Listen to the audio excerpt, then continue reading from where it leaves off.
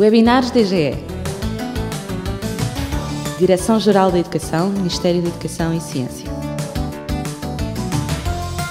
Divulgação de projetos, iniciativas e boas práticas na educação portuguesa. Olá, vamos dar início a mais um webinar da Direção-Geral da Educação, cujo tema é o Portfólio Europeu de Línguas enquanto instrumento de aplicação do Quadro Europeu Comum de Referência para as Línguas. Temos connosco a doutora Anália Gomes, técnica superior da Direção-Geral da Educação, que foi professora de inglês e alemão no ensino secundário durante 21 anos. Desde 1997-98 tem exercido funções técnico-pedagógicas em serviços centrais do Ministério da Educação, como professora requisitada durante 10 anos e desde 2008 como técnica superior. Foi responsável pela supervisão técnica do processo de elaboração de programas de inglês e alemão para o ensino secundário, de acordo com o Quadro Europeu Comum de Referência para as Línguas. E foi coautora do Portfólio Europeu de Línguas para o ensino secundário, tendo ainda coordenado o processo de elaboração e validação de O Meu Primeiro Portfólio Europeu de Línguas.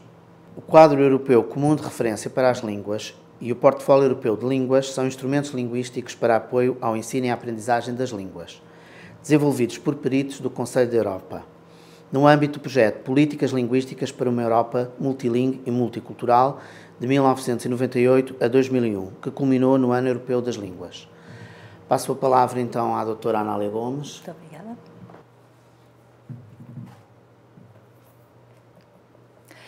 Cabe-me então hoje apresentar o meu portfólio, o meu primeiro portfólio europeu de línguas, que foi concebido para aplicação no primeiro ciclo, portanto, para crianças dos 6 aos 10 anos.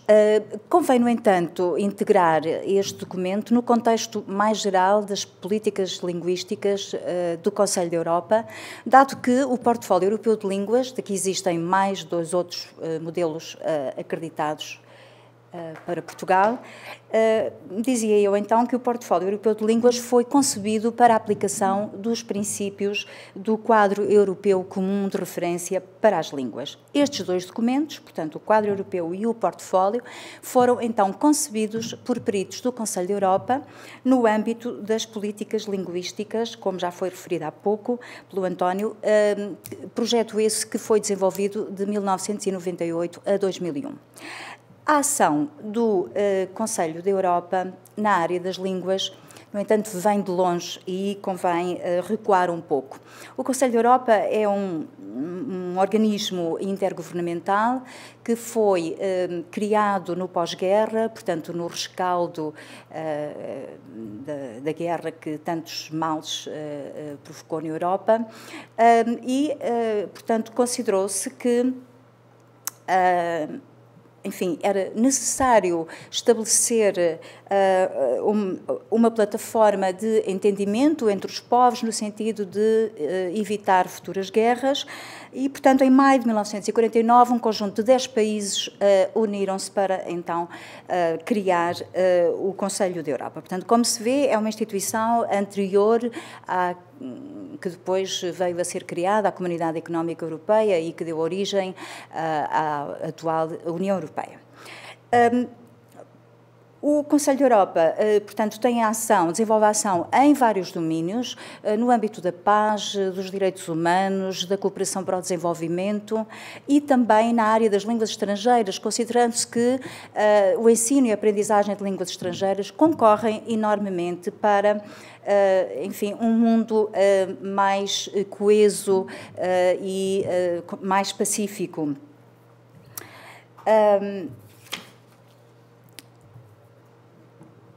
Portanto, o Conselho da Europa, através da divisão de políticas linguísticas e, mais recentemente, do seu Centro Europeu de Línguas Modernas, sediado em Graz, na Áustria, que foi fundado em 1994, tem, portanto, desenvolvido toda uma ação no âmbito da concepção e implementação de programas para o ensino de línguas, como eu dizia há pouco, com vista, portanto, à promoção da diversidade linguística e do plurilinguismo dos cidadãos. Têm sido delineadas políticas de educação e ensino de línguas. Convém apenas, num parênteses, referir que o Conselho da Europa não é um organismo que tenha um caráter vinculativo, dado que os Estados não são obrigados propriamente a seguir as orientações do Conselho da Europa.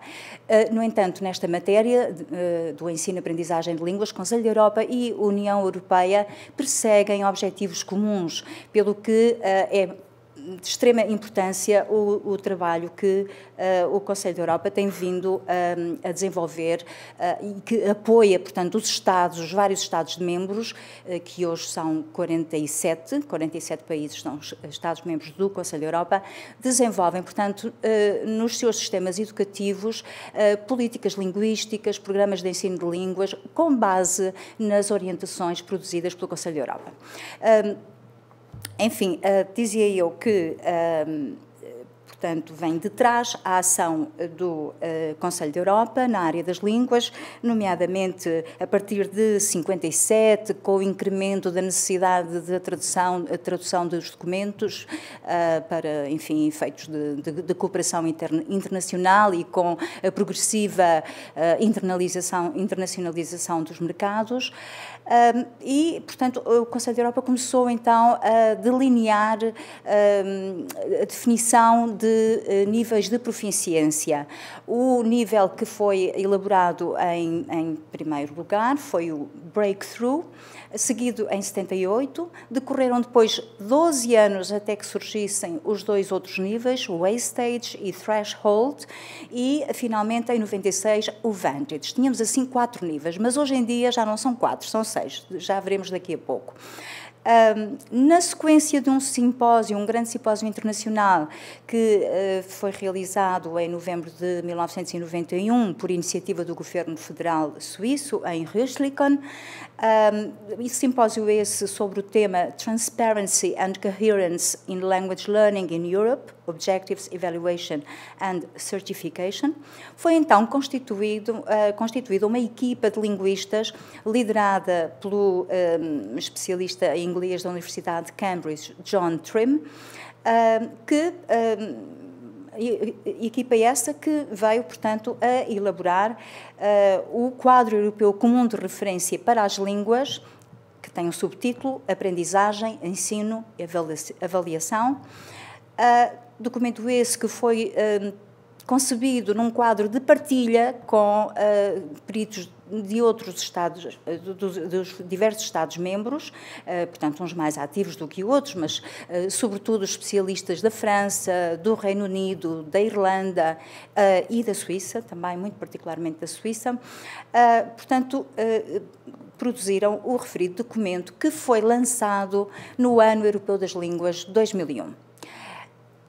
Portugal conseguiu ter a tradução oficial do documento nesse mesmo ano, portanto, à medida que os documentos iam sendo produzidos, eram enviados para os Estados-membros e quando ficou finalizada uma versão, de imediato se procedeu à tradução e, portanto, foi publicada a versão portuguesa logo nesse ano, pelas edições ASA, assim como, já agora vamos mostrar onde ele se encontra, a capa do documento e, portanto, o link para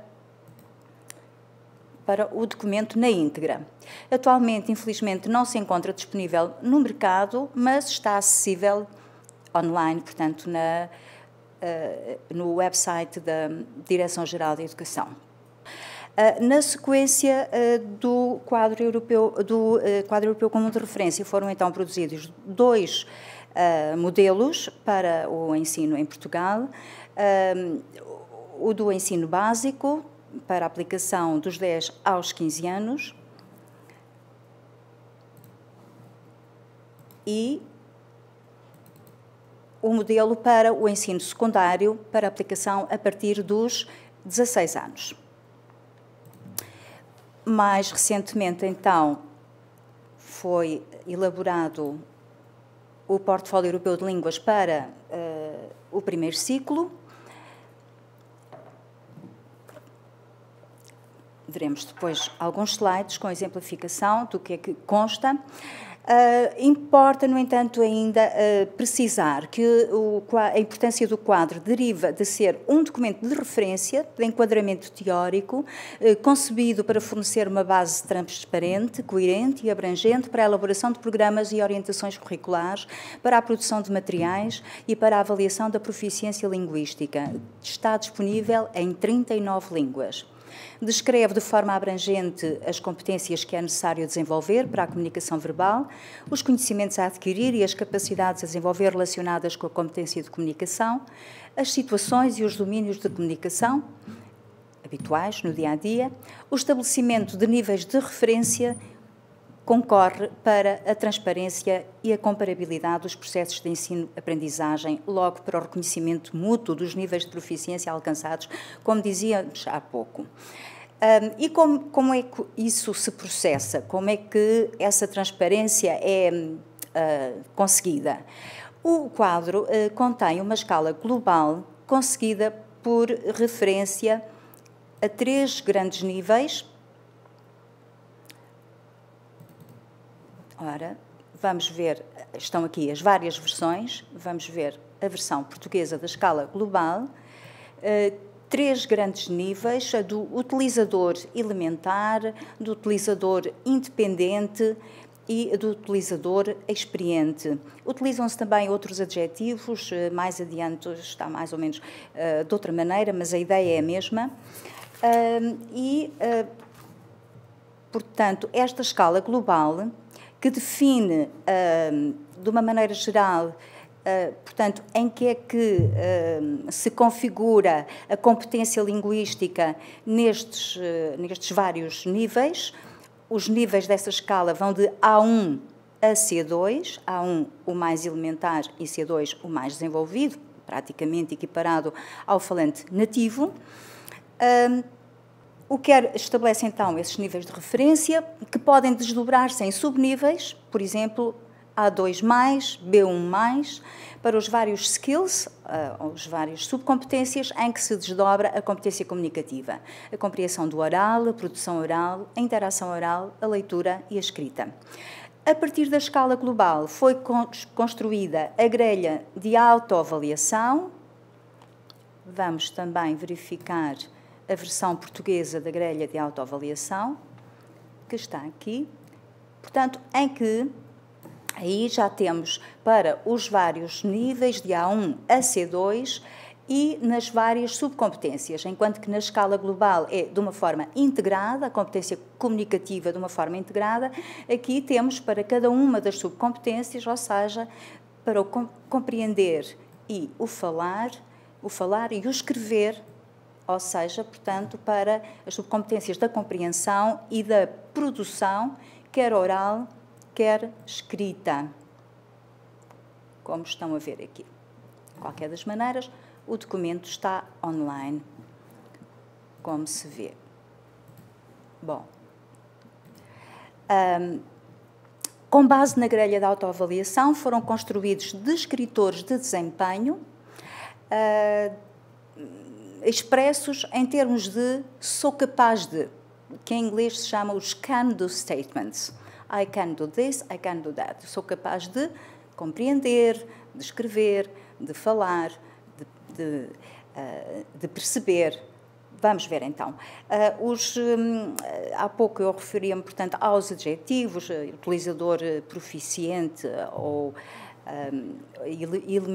portanto, aqui temos do elementar ao proficiente, a designação varia um pouco consoante as traduções, de qualquer das maneiras, no quadro europeu comum de referência é nestes termos que está definido, utilizador elementar, utilizador independente, utilizador proficiente, com os níveis que há pouco apresentámos, o breakthrough, correspondente à iniciação, o A-stage, elementar, portanto, o nível um bocadinho acima da iniciação, threshold, vantage, effective operational proficiency, ou autonomia, e, finalmente, mastery, ou mestria, portanto, o domínio perfeito ou quase perfeito. Bom, temos aqui um exemplo de enfim, de escritor, portanto, de uma das competências da escala global, dos níveis de referência. Como veem, sou capaz de reconhecer palavras e expressões simples de uso corrente relativos a mim próprio, à minha família e aos contextos em que estou inserido, quando me falam de forma clara e pausada. Este é, portanto, o nível mais elementar. Isto depois haverá uma gradação até, portanto, um nível de proficiência bastante desenvolvido.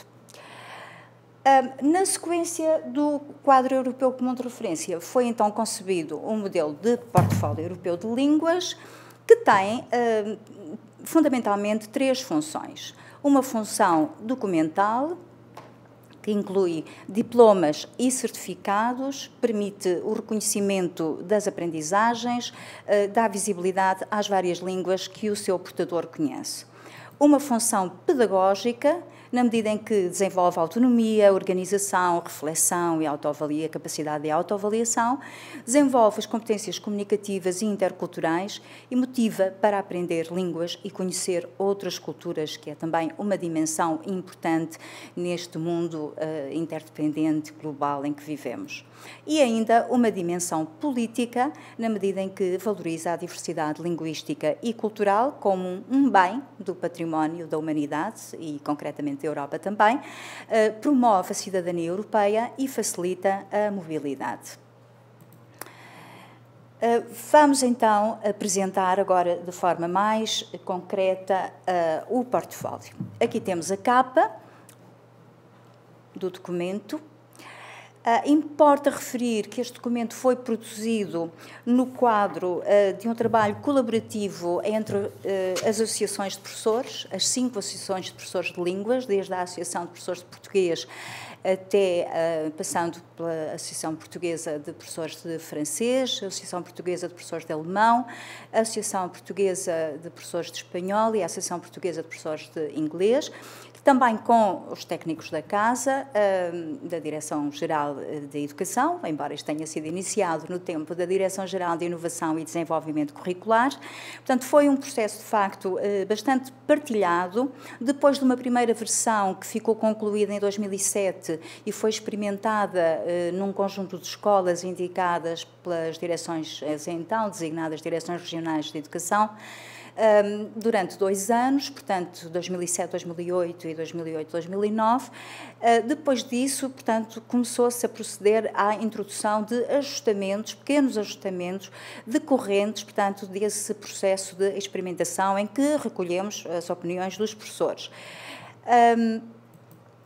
Em 2010 foi apresentado então uma versão que em princípio seria a versão definitiva do portfólio. Foi ainda necessário introduzir mais reajustamentos mediante, portanto, depois as recomendações e até algumas condições colocadas pelo Comitê de Validação, tendo o portfólio vindo a ser validado, portanto, em inícios, pelo menos a comunicação foi-nos transmitida em 2011, mas, no fundo, essa validação ocorreu em finais de 2010.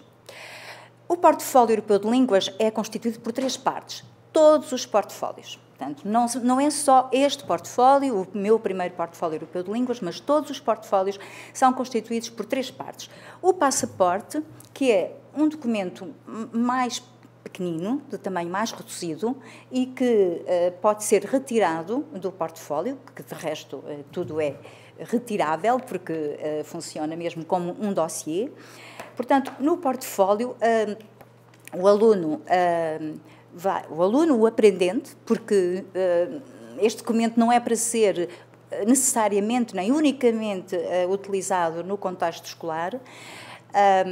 Portanto, o portador do portfólio, porque o portfólio é um documento que pertence ao seu proprietário, digamos assim, portanto, o portador do portfólio vai registar no passaporte o tal documento que ele pode até transportar consigo quando faz uma viagem, por exemplo, seja uma viagem de estudo, no âmbito de um intercâmbio escolar, por exemplo, seja uma viagem de visita com os pais.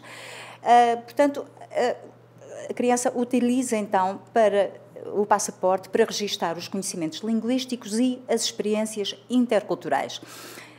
O passaporte contém a grelha de autoavaliação do quadro europeu comum de referência, que é a grelha oficial. Deve dizer-se que aqueles descritores não são bem adaptados a público desta idade, mas não havendo descritores, portanto, construídos ab início para este nível etário, cada país depois construiu, em função até do seu próprio sistema, da idade em que se inicia a aprendizagem de línguas.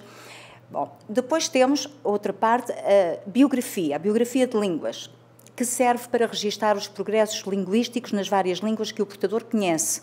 Não apenas as que aprende na escola, mas aquelas que conhece. E, portanto, imaginem uma criança que seja de uma família imigrante, naturalmente vai também registar o que sabe na sua própria língua materna. O dossiê, que serve para guardar documentos de vivências relacionadas com a aprendizagem de línguas e o contacto com outras culturas, assim como os seus trabalhos mais significativos, aqueles que mais gostou de fazer ou que mais relevância têm no seu processo de aprendizagem. Portanto, isto já são páginas do portfólio. Num deles explica-se exatamente, nesta página do lado esquerdo, explica-se em que é que consiste o portfólio e as partes que o constituem. Depois temos uma página de identificação do seu portador, onde ele vai, inclusive, colar uma fotografia. Depois temos, então, o passaporte de línguas, como já há pouco se tinha dito, onde o portador vai registar as suas experiências linguísticas e interculturais, e os diplomas e certificados que atestam o nível de conhecimentos nas línguas que conhece. Mostramos esta página do portfólio apenas porque alguns dos ícones que aqui aparecem vão ser importantes ao longo de todo o documento. Por exemplo, este sol, como veem, o portfólio é ilustrado por bonecos muito divertidos, feitos por uma técnica da casa, com muita criatividade. Portanto, o sol vai ser pintado pela criança sempre que ele já consegue, sempre que o portador do portfólio já consegue realizar, já consegue, enfim, cumprir algumas daquelas etapas que depois vamos ver a seguir. Depois temos ícones também diferentes para cada uma das subcompetências. Para ouvir, como veem, temos um ouvido, uma orelha. Para o falar, temos a boca. Para o conversar, dois rostos em interação, significa que temos aqui pelo menos duas pessoas, a interação oral. Para a leitura, mostramos, portanto, as páginas de um livro e para a escrita, um lápis. Este portfólio só tem descritores para os níveis até ao B1. Como é natural, não se espera que uma criança de pouca idade atinja um nível muito elevado, até mesmo na sua língua materna, porque é óbvio que ao longo da vida ele vai continuar a desenvolver a sua competência linguística também na língua materna. E este traço quer dizer que ele aqui vai preencher para qual língua é que ele está a desenhar o sol, não é? Nestas várias subcompetências. Para qual das línguas? Na biografia, ele vai então registar as línguas que já conhece e para que as utiliza, assim como os seus progressos nas várias subcompetências em todas as línguas que já conhece. Por outro lado, a biografia ajuda-o a refletir sobre o processo de aprendizagem, como é que aprende melhor, o que gostaria de aprender para comunicar melhor. Esta página, enfim, é significativa do ponto de vista da mensagem através da própria imagem. Portanto, mostra-nos aqui a aprendizagem em crescendo, não é? Ao longo da vida, vamos sempre aprendendo mais na nossa própria língua e também nas línguas estrangeiras, porque é sempre tempo de aprender. Mesmo que tenhamos deixado de ter contacto com uma língua há vários anos e pensemos que já não vamos ser capazes de nos expressar nela, isso não é assim. Um dia vamos retomar e conseguimos sempre mobilizar aquilo que aprendemos. É como se costuma dizer, andar de bicicleta ou nadar. Bom, como se pode verificar, há algumas expressões, algumas orientações que aparecem sempre em duas línguas, ou seja, no português, a língua de escolarização e, portanto, a língua em que foi produzido o portfólio europeu de línguas português, neste caso para este nível de ensino, mas também tem a instrução em inglês. E isto porquê? Porque é exigência do Conselho da Europa que o portfólio tenha indicações e títulos pelo menos em duas línguas e, portanto, optou-se pelo inglês, que, como sabemos, tem o estatuto que tem atualmente, independentemente de, obviamente, defendermos a aprendizagem de todas as línguas. Mas cada um só pode aprender algumas, não é? Bom, depois, esta imagem dá-nos uma ideia, portanto, do percurso que é feito ao longo do documento. O aprendente vai, portanto, registar o que já sabe fazer, aquilo que é capaz de fazer em cada uma destas competências. Para cada uma destas competências, para além do ícone, temos também uma cor. Para a compreensão do oral temos o laranja, para a produção oral temos o azul, o rosa para a interação oral, o verde para a leitura e para a escrita esta cor brick, que é um bocadinho mais carregada, portanto, do que a compreensão do oral. Portanto, em cada uma destas páginas, que a criança vai poder fotocopiar para quantas línguas, quantas as necessárias, portanto, há sempre um modelo que fica por preencher. Isto é muito importante que fique claro e depois nós, mais adiante, faremos, em princípio, uma sessão mais prática sobre como deve ser utilizado o portfólio. De qualquer das maneiras, veem que temos já aqui um ícone mostrando uma fotocopiadora. Isto exatamente para indicar que a criança vai ter que fotocopiar estas páginas em quantas as línguas necessárias. Agora temos apenas exemplos, portanto, não é impossível mostrar aqui todo o portfólio, exemplos de páginas para cada uma das competências. Aqui para a produção oral, em que, como se pode verificar, portanto, para o nível A1, a criança vai, enfim, à medida que o tempo passa, vai pintando o sol e vai pondo a data em que registou, que já consegue fazer isto. Por exemplo, cumprimentar e despedir-se de pessoas, falar de si próprio e apresentar as pessoas da sua família, dizer o nome, a idade e a nacionalidade. Isto está sempre expresso na primeira pessoa. Eu consigo, quando me pedem ou perguntam, sou capaz de falar de mim e da minha família, porque é o portador que vai preencher, não é ninguém por ele. Bom, depois temos então aqui esta cor para a interação oral. Parecia laranja, além, mas afinal aqui é que é o brick. Depois o verde para a leitura. Continuamos a mostrar o A1 e o A2, podíamos mostrar o B1, mas foi o slide que foi escolhido para pôr aqui. E, finalmente, um exemplo de escrita. Sou capaz de escrever listas de palavras, como, por exemplo, de material escolar, de presentes, de alimentos para uma festa de aniversário.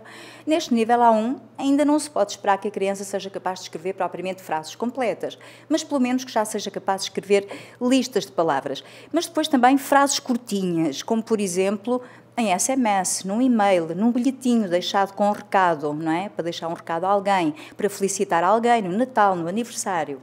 Bom, temos de avançar.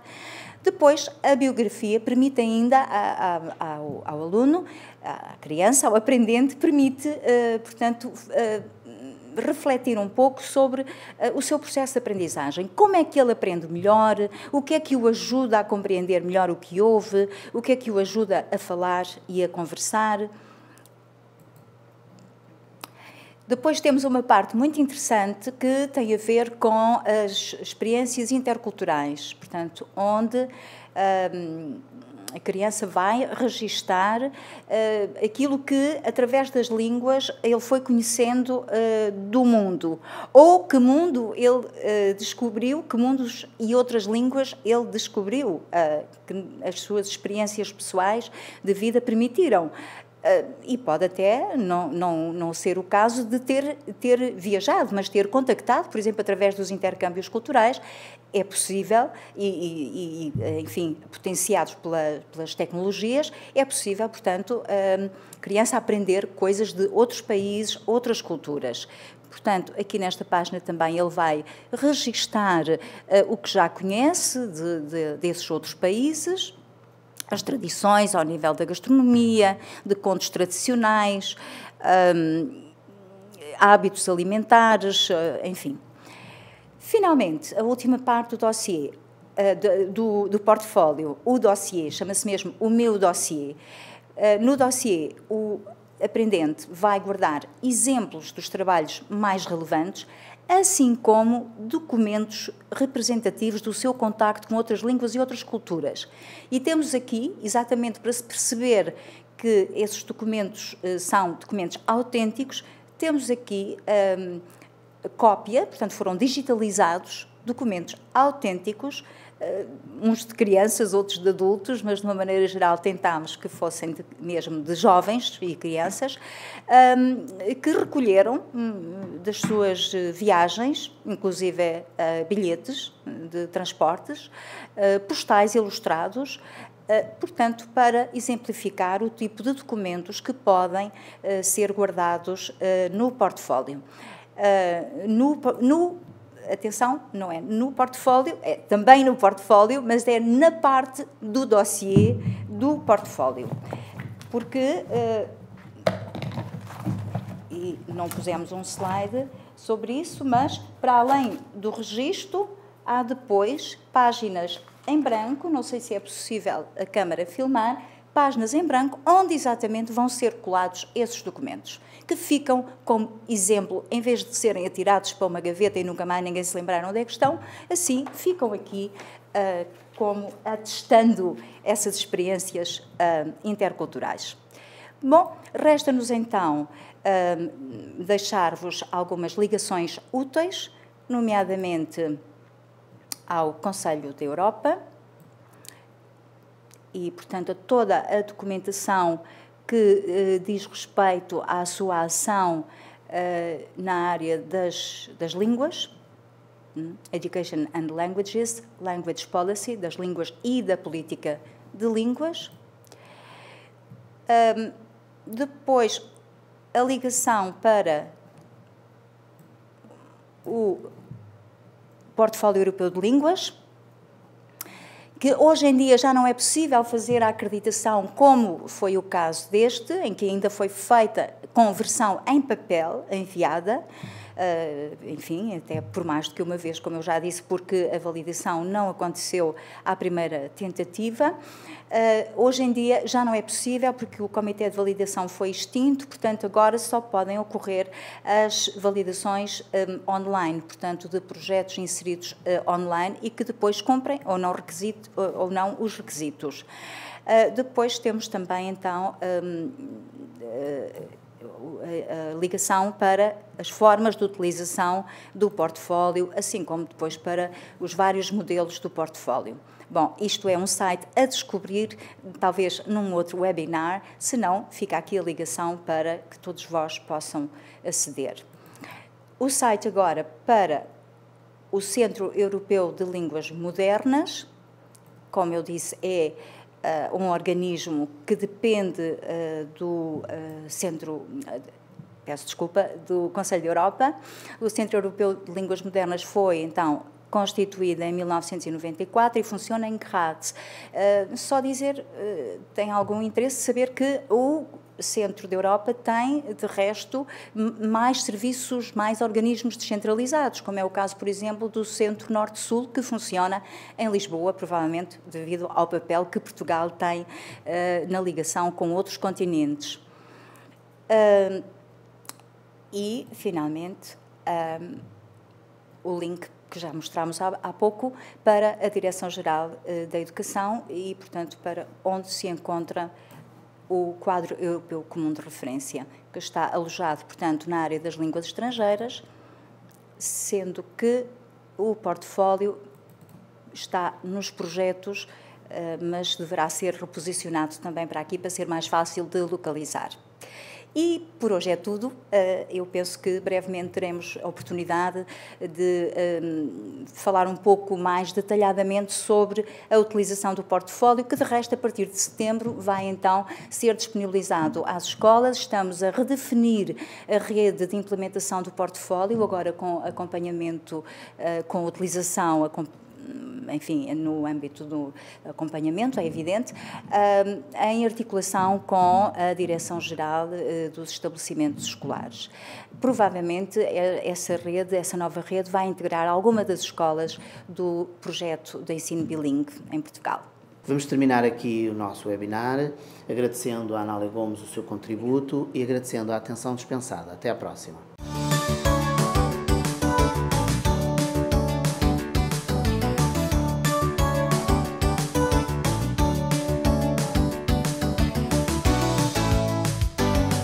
Webinars DGE. Direção-Geral da Educação, Ministério da Educação e Ciência. Divulgação de projetos, iniciativas e boas práticas na educação portuguesa.